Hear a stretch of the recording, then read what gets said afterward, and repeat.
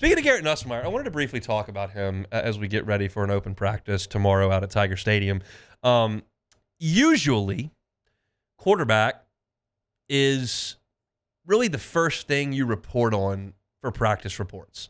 I've been writing practice reports since 2010. That's 15 years now. And generally speaking, you talk more about the quarterbacks because when you go out there, it's easier to write about completion percentage and the actual football in the air than it is, oh, these DBs ran around these cones pretty well. Wow, did you see that defensive end hit the sled? Man, was that impressive. Like, that's not really easy to talk about. But if you go out there and you're watching a quarterback throw, the route tree, even if there's no defense out there, you can talk about how the ball came out, what the arm string looks like, how the accuracy was, how many they caught. It's just an easier thing to talk about. And so I was thinking about how we've covered practice at LouisianaSports.net and what we've talked about here. And I feel like most of the discussion has been about the offensive line. Most of the discussion has been about how good LSU looks on the edges on defense. A lot of the discussion has been about freshmen like Carius Kern and Harlem Berry and DJ Pickett. We've talked a lot about them. All of that is new. It's all changing, and I think it is newsworthy. And I personally, I can't speak for the morning guys. I can't speak for Jimmy and Charlie. I can't speak for Matt. But I feel like my show, I haven't spent a lot of time on the quarterback. And I think that's a huge positive. Now, I briefly mentioned Garrett a week and a half ago and just said that I feel good about where things stand at quarterback, but it's probably deeper than that. I mean, yesterday I did a segment on the quarterbacks LSU is going to play against this year and how Bud Elliott had 4 of them in the top 10. And you're looking at, oh man, you gotta go play Cade Klubnik. You got to go play Lenora Sellers. You got to go play DJ Lagway. These are really good players that you're going to have to deal with. But Garrett Nussmeier was number 2 on that list, and I didn't talk about that at all yesterday. And I think that we just kind of expect Garrett Nussmeier to be really good. And I do want to take that thought in for a second and go, there was a time not that long ago, about 10 years ago, where I would have just cut off a pinky finger to have a quarterback that would show up, throw for 4,000 yards and 25 touchdowns. It just was an impossibility, seemingly, in Baton Rouge. And we got that last year from Garrett Nussmeier, finished in the top 5 in the country in passing yards and completions. Was just brilliant in a top 10 win over a good Ole Miss team in Tiger Stadium. And most of the time, discussion was framed by saying, he doesn't run. He turns the ball over too much. And you're like, what happened to us? Where did our expectations go? Sometimes you got to get back to your roots and realize what it is that you're talking about. And I am not here to tell you that Garrett Nussmeier was perfect last year. I'm not here to tell you that he's Jayden Daniels. I'm not here to tell you that he's Joe Burrow. I'm not here to tell you that he's going to win the Heisman or be the 5th pick in the draft.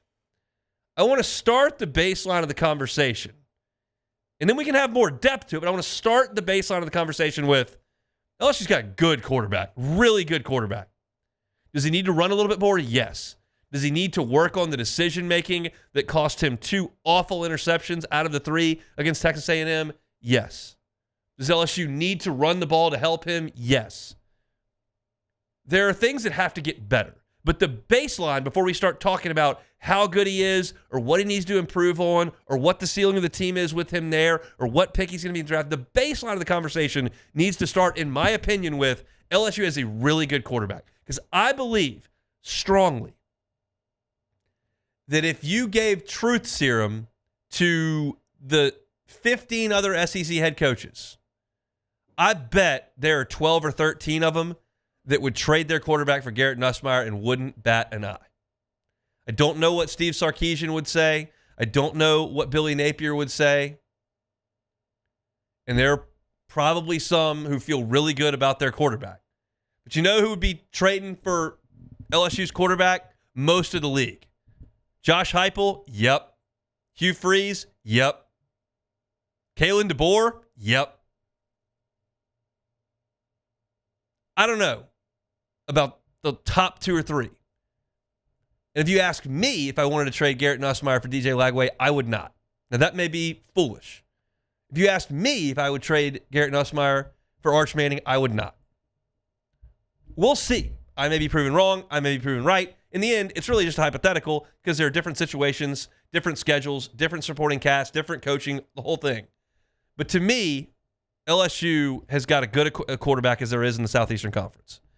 And that is such a position of strength to work from. And so tomorrow we'll go inside Tiger Stadium and nobody's going to sack Garrett Nussmeier and he'll probably look really good. I'm not too concerned with how he looks on a Saturday morning in April. But when LSU takes the field against Clemson in the first game of the season on Memorial Day weekend, Labor Day weekend, not Memorial Day weekend, Labor Day weekend, when they take the field, if I've got a pros and cons list of to why LSU is going to win and why LSU might lose, the first line or the second line of that pros list of why they might win that game is Garrett Nusmire.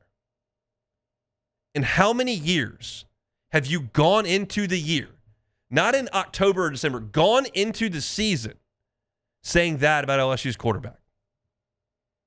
It doesn't happen very much.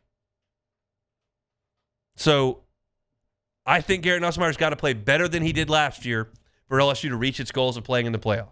He's got to play better than he did last year for LSU to get into the SEC championship game if you want to play in that, to win the SEC, to win a playoff game, to get to the national championship game, to win the national championship game. He's got to play better.